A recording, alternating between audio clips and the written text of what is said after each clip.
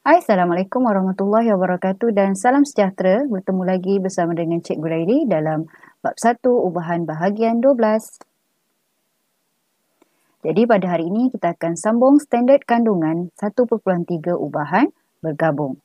Standard di bawah standard pembelajaran 1.3.2 iaitu menyelesaikan masalah yang melibatkan ubahan bergabung. Jadi ini merupakan video terakhir untuk bab ini dan merupakan subtopik yang terakhir lah untuk bab 1 ni. Jadi kita pelajar boleh rujuk pada muka surat 28. Contoh 24. Tekanan P Newton meter kuasa negatif 2 pada roda kereta sorong berubah secara langsung dengan jisim kereta sorong M kilogram dan secara songsang dengan luas permukaan sentuhan roda dengan tanah iaitu L meter kuasa 2. Diberi bahawa tekanan roda ialah 45,000 Newton meter kuasa negatif 2 apabila jisim kereta sorong ialah 90 kilogram dan luas permukaan sentuhan roda dengan tanah ialah 0.02 meter persegi. Okey, jadi A, hitung nilai P apabila M adalah 120 dan L sama dengan 0.5. Dan B, apakah yang boleh dilakukan supaya tekanan pada roda berkurangan jika jisim kereta sorong adalah tetap. Jadi macam mana kita nak selesaikan masalah ni? Jadi mula-mula kita kena bentukkan ubahan. Jadi dekat sini dia bagi tahu apa?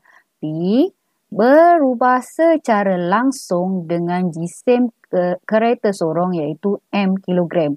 So dekat sinilah langsung dekat atas kan? M dan berubah secara songsang dengan luas permukaan sentuhan rodanya adalah L. So L dekat sini. Jadi kita tukar kepada bentuk persamaan P sama dengan km per L. Jadi apa yang dia telah bagi? Okey, kita tengok dekat sini. Diberi tekanan roda adalah 45,000, beratnya adalah 9 kilogram dan luas permukaan adalah 0.02. Jadi P dia 45,000, M dia 90 dan L dia 0.02. Jadi awak masukkan nilai tersebut, selesaikan seperti biasa dan awak akan dapat nilai K. Jadi bila dah dapat nilai K, kita masukkan dalam persamaan yang asal ni tadi. Ni persamaan yang asal kan? So tukarlah nilai K ni. So K kita 10. Jadi kita punya persamaan yang baru adalah P sama dengan 10 M per L. Okey, so di sini bila kita dah dapat persamaan yang baru tu, makanya kita tengok dekat sini soalan A. Hitung nilai P apabila M sama dengan 120 dan L sama dengan 0.5. Jadi M 120, L 0.5. Masukkan saja nilai. Okey, kemudian tekan kalkulator, awak akan dapat 2,400. Seterusnya B. Apakah yang boleh dilakukan supaya tekanan pada roda berkurangan jika jisim kereta sorong adalah tetap? Okey. Jadi jika nilai M adalah tetap, maka P berkurang apabila L bertambah. Dan sekiranya P bertambah, L itu akan berkurang. Okey. Okey, seterusnya pelajar boleh rujuk di muka surat 29, latihkan diri 1.3b. Encik Kamal ingin memasang jubin berbentuk segi empat tepat di bilik tidurnya. Bilangan jubin yang diperlukan adalah J berubah secara songsang dengan panjangnya P meter dan lebar L meter jubin yang digunakan. M ini merupakan unit meter ya. So jangan kelirulah. Kita punya pemboleh ubah adalah P dan L. Encik Kamal memerlukan 120 keping jubin jika jubin berukuran panjang 0.4 meter dan lebar 0.5 meter digunakan. Jadi A, hitung bilangan jubin yang diperlukan jika panjang ialah 0.2 meter dan lebarnya adalah 0.3 meter. Jika luas jubin bertambah, apakah perubahan yang akan berlaku pada bilangan jubin yang diperlukan? Jadi kita tengok penyelesaiannya. Untuk soalan pelajar boleh rujuk ya muka surat 29 ni sebab cikgu nak letak satu slide nanti dia kecil sangat, tak boleh nak tengok dengan jelas. Okey, jadi ini kita punya bentuk ubahan. Dia berubah secara songsang dengan P dan L. Okey, kemudian kita tukarkan kepada persamaan J sama dengan K per PL.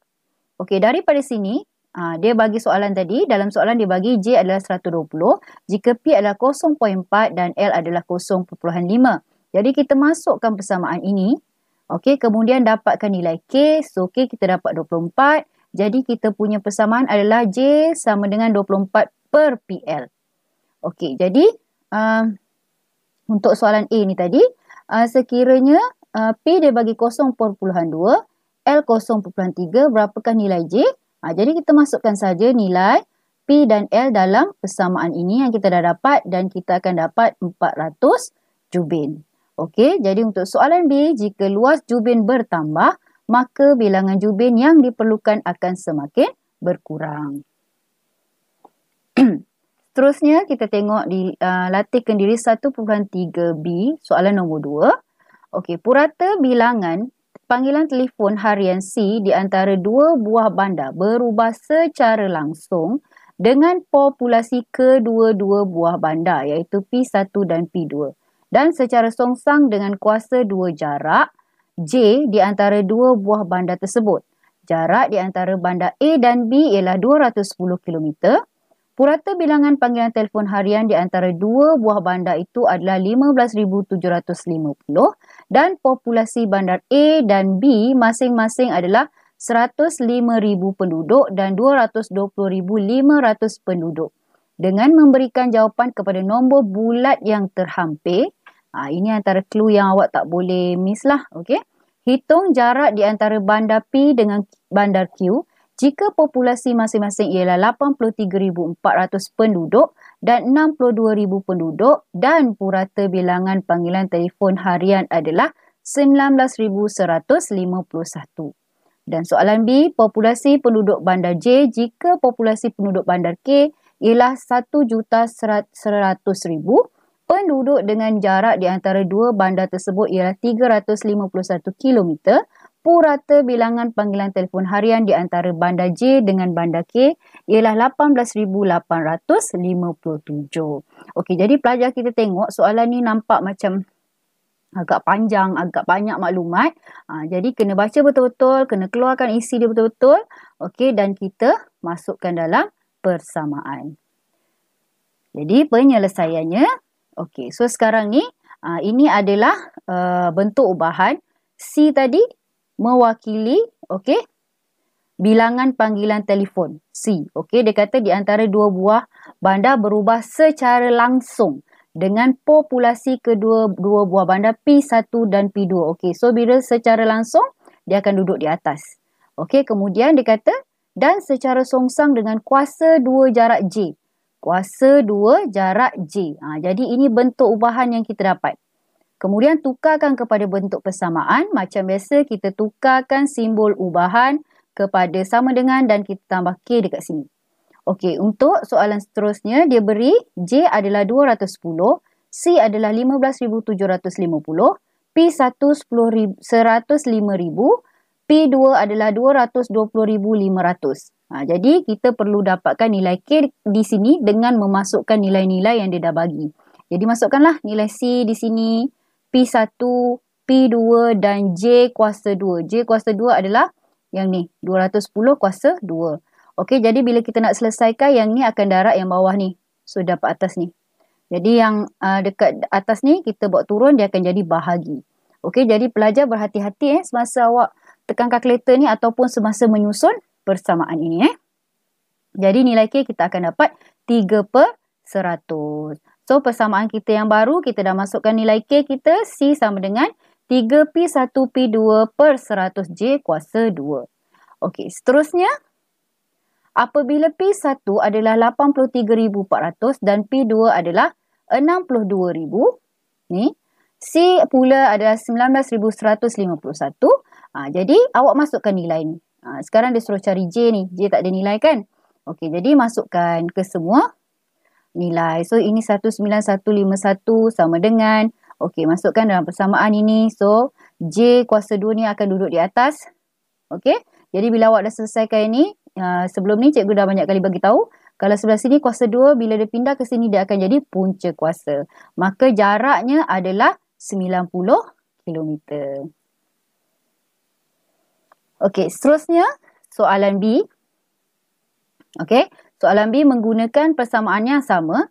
Diberi P adalah 1,100,000 J351 dan C18,857.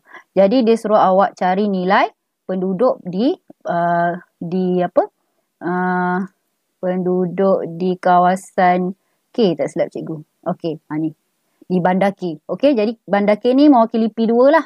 Sebab tu dia jadi sini P2. Okey. So masukkan nilai P2 yang kita nak cari. P2 akan duduk sini. Nilai 18857 darab dengan nilai yang di bawah ni. So dia akan dapat macam ni. Okey, kemudian yang nilai di sini kita akan turun bawah dan kita akan dapat 70,400. Maka populasi penduduk bandar J ialah 70,400 orang. Jadi sampai setakat ini saja untuk bab ini, dan video kali ini merupakan video yang terakhir. Jadi cikgu harap semua pelajar boleh faham topik ini, sebab topik ini sebenarnya tak susah. Dia hanya memerlukan kefahaman macam mana awak nak selesaikan dan menukar daripada bentuk ubahan kepada bentuk bersamaan. Jadi sehingga kita berjumpa lagi. Sekiranya ada apa-apa masalah boleh PM cikgu ataupun tulis komen dekat bawah ni di ruangan komen. Bye. Assalamualaikum.